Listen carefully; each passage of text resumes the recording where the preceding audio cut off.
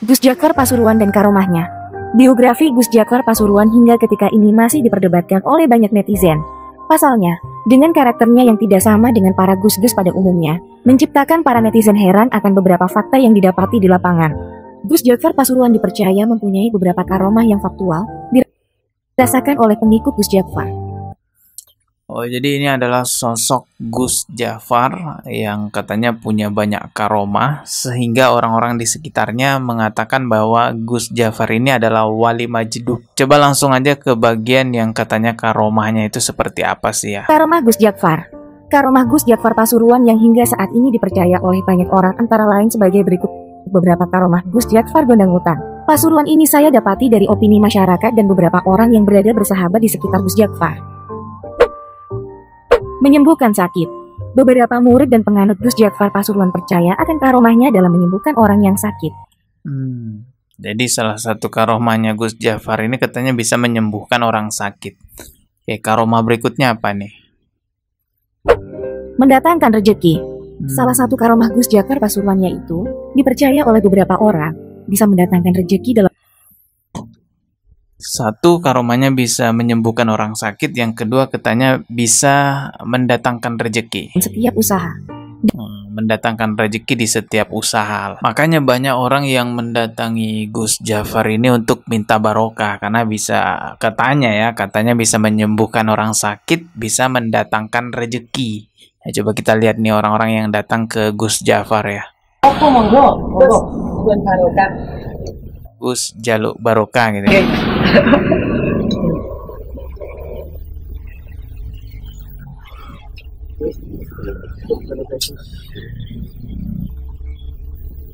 Bahkan Gus Jafar ini terkadang juga joget-joget bareng pengikutnya guys ya, atau orang-orang yang mengaguminya. Coba kita lihat nih ya video joget bareng gitu ya.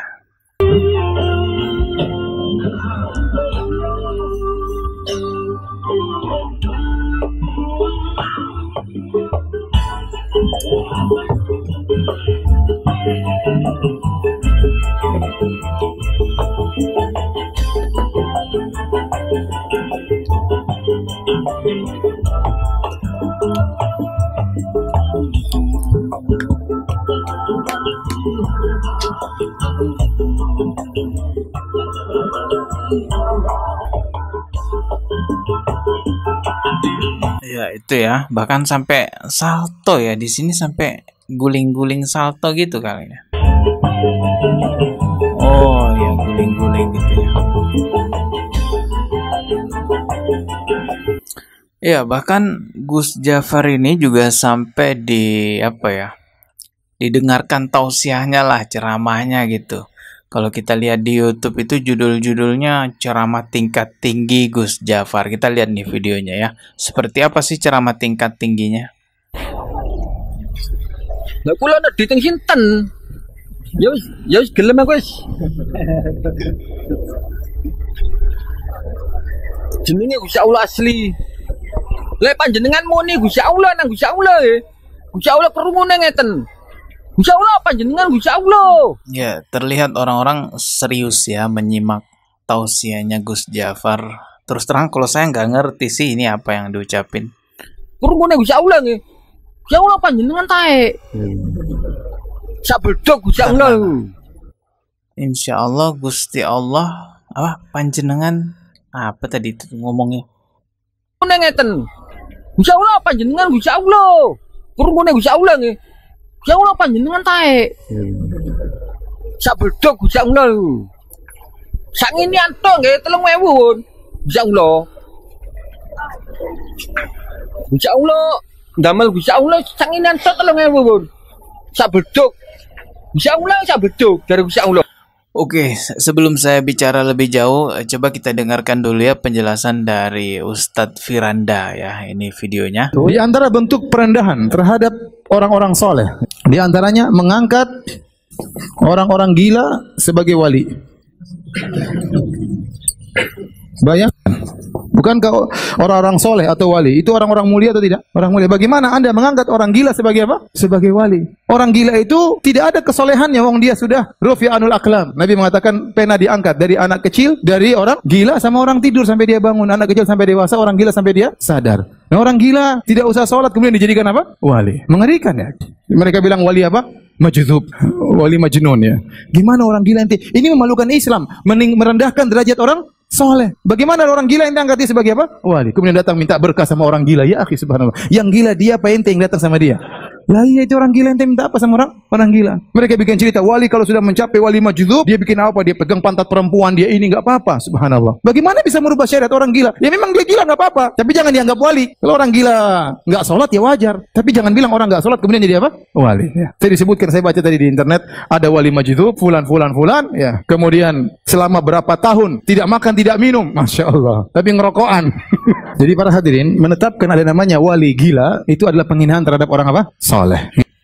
Ya, itu tadi penjelasan dari Ustadz Firanda. Sebenarnya fenomena seperti ini tidak hanya terjadi di Indonesia, hal seperti ini juga terjadi di India. Beberapa orang di India itu menganggap bahwa orang-orang yang tidak punya akal waras lah gitu namanya atau apalah sebutannya, itu katanya titisan dewa, itu katanya memiliki keberkahan. Maka banyak juga orang-orang di India itu yang sampai menyembah-nyembah ya orang yang secara akal tidak waras itu. Hal seperti ini sebenarnya yang salah itu bukan orang yang sedang sakit mentalnya, bukan seseorang yang sedang tidak baik akalnya itu ya, atau sebutannya apa, saya agak susah juga nyebutinnya, apa disebut ODGJ apa-apa ya, yang jelas bukan salah dia.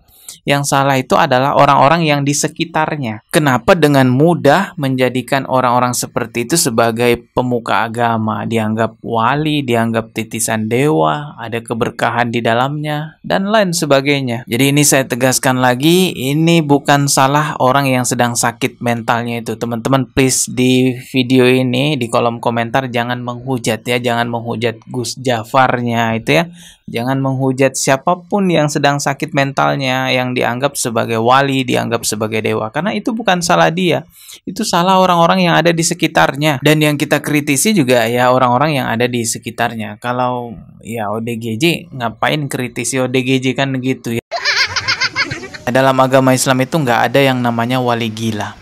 Tidak ada firman Allah maupun hadis Rasulullah yang menyebutkan bahwa adanya wali gila di dalam agama Islam. Sekali lagi, itu tidak ada teman-teman. Kalaupun ada orang yang berdalil hadis ataupun firman Allah bahwa adanya wali gila, itu adalah dalil cocok logi. Lagi pula masalah kewalian seseorang itu adalah masalah goib. Perkara goib itu hanya bisa kita ketahui kalau Allah memberitahu. Sebenarnya Allah Subhanahu wa Ta'ala itu memberi bocoran kepada kita semua tentang siapa sebenarnya wali-wali Allah itu. Dalam Al-Quran surah Yunus ayat ke-62 sampai 63. Allah Subhanahu wa Ta'ala berfirman yang artinya, ingatlah wali-wali Allah itu tidak ada rasa takut pada mereka dan mereka tidak bersedih hati. Lalu berikutnya, yaitu orang-orang yang beriman dan senantiasa bertakwa. Jadi jelas ya, allazina amanu wa kanu yattaqun. Jadi wali-wali Allah itu, yaitu orang-orang yang beriman dan senantiasa bertakwa. Maka jangan malah terbalik. Orang-orang yang tidak punya ketakwaan justru dianggap wali. Orang-orang yang dengan gampang menebarkan aurat, memperlihatkan auratnya, dengan gampang ngudut gitu ya, itu malah dianggap wali. Bahkan ada seorang yang dengan gampangnya meraba bokong wanita itu dianggap wali. Mereka bikin cerita wali kalau sudah mencapai wali majdzub, dia bikin apa? Dia pegang pantat perempuan, dia ini enggak apa-apa. Subhanallah. Astagfirullahaladzim. Kita tahu sahabat Rasulullah itu wali-wali Allah dan sesuai dengan firman Allah, allazina amanu wa kanu yattaqun. Dia adalah orang yang beriman dan senantiasa bertakwa kepada Allah Subhanahu wa Ta'ala. Dan tidak ada satupun sahabat Rasulullah yang jadi gila karena kewaliannya. Tapi di masa sekarang, coba lihat, semakin ODGJ malah semakin dianggap wali. Yang pada akhirnya banyak orang yang pura-pura ODGJ biar dikira wali.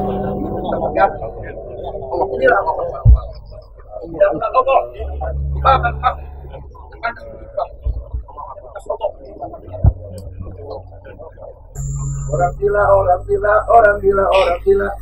Yusuf gila, Yusuf gila, Yusuf gila, Yusuf gila.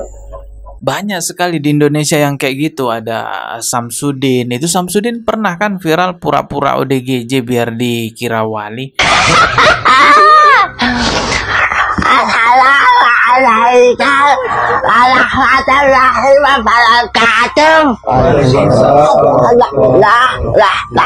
Terus ada Mama Gufron. Mama Gufron semakin memperlihatkan kenyelenehannya bahasa Suryaninya yang nggak tahu itu apa itu ucapannya, bahasa semut, bahasa bidadari. Itu semakin aneh, malah semakin dihormati sebagai wali. Waduh, pusing kepala kita ngeliatin orang-orang kayak gini ya. Ya, semoga video ini bisa menjadi pencerahan buat kita semua. Ingat ya, Allah kasih bocoran di Al-Quran bahwa wali-wali Allah itu adalah orang-orang yang beriman dan senantiasa bertakwa kepada Allah Subhanahu wa Ta'ala, bukan orang-orang yang nyeleneh. Apalagi sampai beranggapan semakin tidak sholat semakin wali. Wah, tambah nyeleneh. Itu ketemu lagi di video berikutnya. Subscribe dan juga lonceng yang ditekan sebagai notifikasi. Wassalamualaikum warahmatullahi wabarakatuh.